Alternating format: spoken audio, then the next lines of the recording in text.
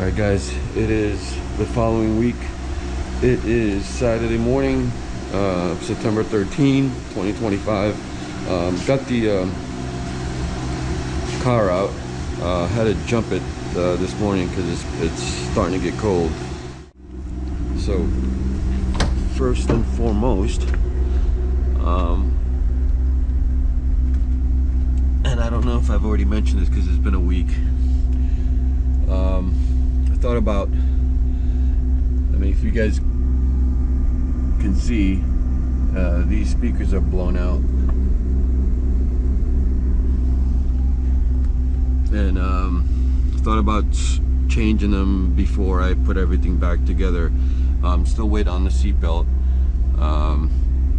but I need to test out first whether or not the radio works, seeing that I don't have the touchscreen working.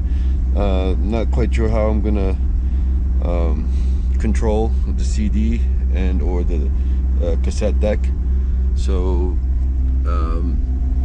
that's going to determine whether or not I should be replacing these before I put things together. And I'm going to test out at least the cassette tape. If I can get at least the cassette tape working, cassette deck working, then I will spend the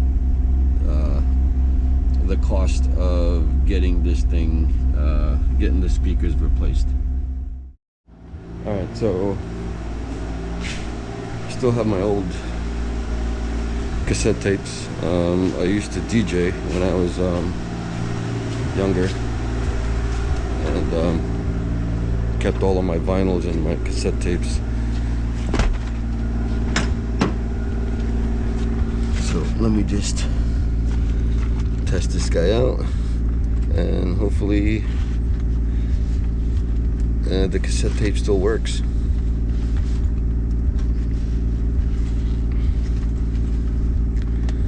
I'm just gonna get out the first thing I can get. This is U2. Not necessarily the stuff that I used to DJ, but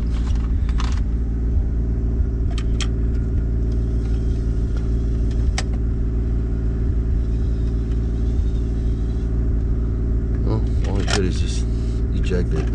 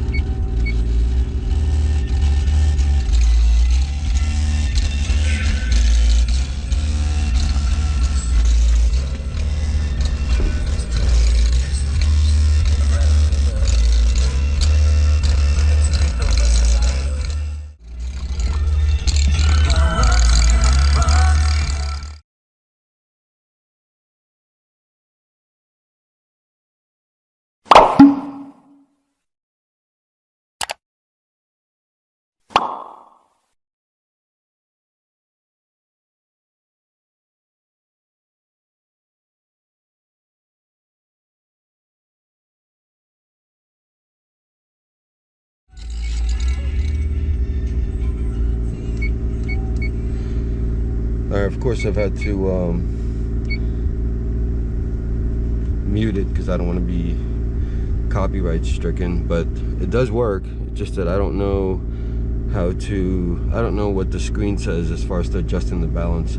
If you guys saw, only the passenger side was working, so I'm gonna have to see if I can maybe look in the net to see what the selections are. And the touch still works because I've been able to do that with the AC, the fan controls. So I just need to figure out where the controls are so that I can kind of guess as to how to adjust the settings for the tape at least, or for the CD. I guess the next thing to do is to test to see if the CD works. Test this guy out. It's gonna pop out.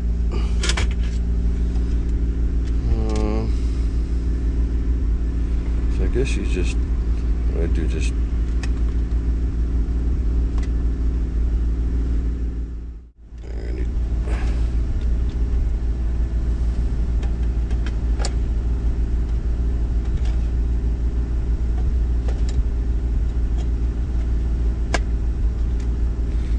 you doing it? Let's see if that works.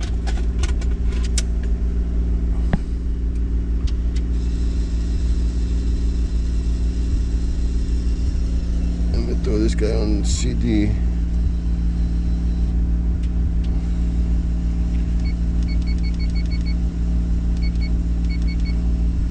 And as you guys can see, my cluster needs to be fixed. It just lights up like that, like a Christmas tree.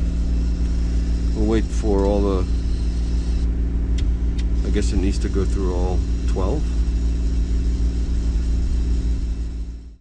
Alright, I'm gonna have to figure this one out. Doesn't seem to be working. So let me grab this thing out before it eats it up. And maybe look for a CD that I don't mind losing, and just keep playing with it and see what works. So it looks like radio still works, and the touchscreen still works, because I can change channels on the radio. Report shows that some 50 have experienced a wave of threats and hoax calls, forcing several historic.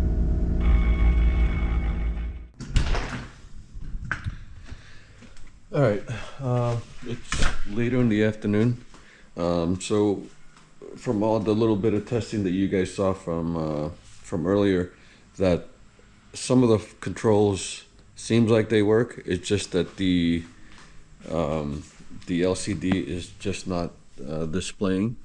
So I'm able to kind of touch in certain areas and make things happen or activate certain things. So I've decided, since the cassette deck does work, and just need to figure out why the CD isn't, and the radio does work, and for some reason the TV section is picking up signals, and it's I'm hearing things coming out of the speaker. So I've decided to create a separate post for this. For the folks that are just looking to do a swap of the rear speakers. So if you want to go check out the post that I made on how to remove the interior, you might want to hop on that just to kind of get an idea on how to get up to this point. So as you guys can see, I've already removed the driver's side. All it is really is 8 screws and a connector. So really it should just be 4, but in total it's 8. What I try to do is try to remove just the speaker screws alone. There's 4 of them, and this is a 6x9. It's pretty universal, so it'll fit. The distance between each screw is going to be 6.5 inches. So if you need to kind of try and figure out what you need, it's a 6x9. I try to just remove the speaker out of this assembly here, but it has an adhesive that's on the backing of the speaker. You guys can see that this is like really blown out at this point. So I couldn't really pry it up to get just the speaker out of this bracket or this housing. I did not want to run the risk of trying to pry this out and popping into the window and breaking the glass. And since this is a rare car, I don't know where I'm going to be able to get myself a replacement window. So I went ahead and removed the 4 screws that's holding this down to the frame. You have one here, another one here, and opposite side of it, and it's just a Phillips head screw. And then you could remove the entire assembly with the speaker on it. You don't necessarily have to remove these. I suggest not to. Just remove the ones that's holding this thing down, and there will be a connector that you're going to be pulling out of the speaker. And once you have done that, you could lift the whole assembly out and take it out of the car so that you can go ahead and replace the speaker. So once you have the assembly out, as you guys can see, the remnants of some of the old speakers. Let me just quickly grab the old one so that you guys can see what you're dealing with. So the way it was like that.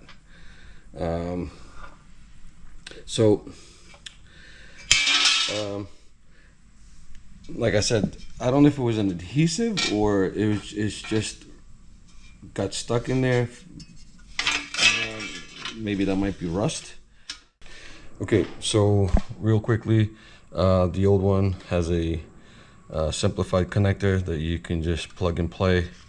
But unfortunately, the speaker that I was able to get did not have that. Let me just take the cover off real quickly, set that aside. And you will see that it is different. It has spades. So in order to get this to work without the connector, what you're gonna need to do is you're gonna need to, and I'm pretty sure the new speakers that you do buy should come with a set of new wires to use to splice into the old wiring. So essentially, the wider spade or male spade, if that's the right term for it, comment down below if it's not, is the power, and the skinny male spade is the ground. So you will see coinciding with the wiring that you receive from the new set of speakers is the same female wiring and the female wiring for the ground, and it will be striped as such. So you will see the black striping on the skinny female spade, female connector.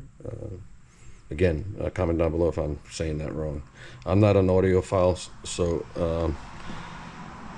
I don't quite know what the technical terms are, but anyway, so you kind of get the gist of it. So what you're gonna need to do is you're gonna need to match that on the car. It's also going to have the black stripe on it, and you're gonna know to splice that onto this, and the non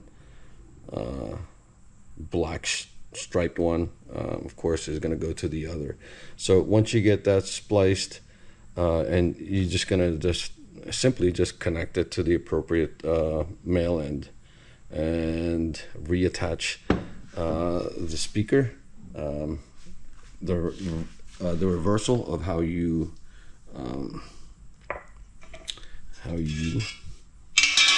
goes this way, and how you removed it. So it's gonna go like that. Okay, so let's get that done. I'm going to go ahead and actually, you know what? Let me just show you real quickly on what I mean as far as the wiring in the car. So this is the connector, and then you're gonna end up cutting this. I would cut it as close as you can to the connector, and then the one that has the black stripe on it, which is that guy on this guy right here, that's going to be the ground. This is going to be the power. So yeah, so that's what she looks like. And then once you get that done, just do it on the passenger side and you should be good to go, and then we'll test it out. Right now, the only thing that I can muster out of the busted display on the panel is the passenger side, and I don't know how to switch to the proper balance between left and right on this, so it's gonna have to be just on the passenger side. We'll see if we could play around with it some more and see if we can get the driver's side to come up. But for now, reason why I'm doing this is I have everything out, just having done the suspension. I don't want to have to redo this, so I might as well just swap it out. And I'm not really an audio guy, so when I drive these cars, I would rather hear the road sound or the exhaust. So I rarely use the radio. So, but I just want to just make sure that I don't have to do, remove the interior again. So I might as well swap out the speakers, seeing that they're all blown up and everything. So yeah, so I mean, you guys can tell this is like already pretty much shot. So, and I don't think I am going to be able to use this on top. At least, yeah, it's too wide. So just gonna leave it out like that, and we should be good to go. So let me go ahead and do what I need to do and show you what the finished product is. By the way, in case I haven't mentioned it, the way I was able to remove the speaker, because it was kind of stuck onto this to this frame, is I just turned it upside down, used a rubber mallet, and just gave it one whack, and she fell right down. So if you're having difficulty getting it out, I would suggest doing that. So I actually thought about painting this enclosure, or this frame, whatever you want to call it, but figured that since it's going to be underneath and not going to be seen anyway, I just figured I just left it alone.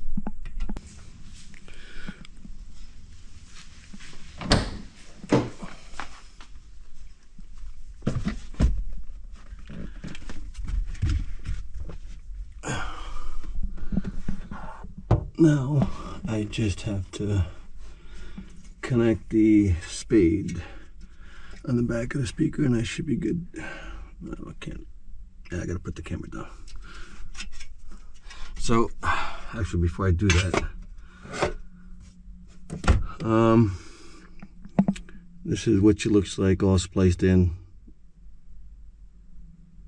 So what I did was I just used black tape and then just threw a shrink wrap over it, just because.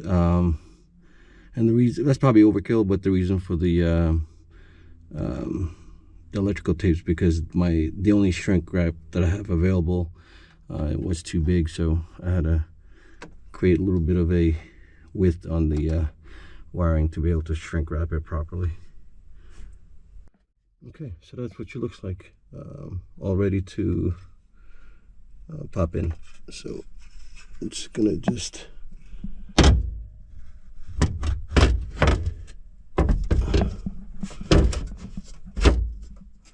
now that I've got her dropped in, all I gotta do is screw it back in place and I should be good to go.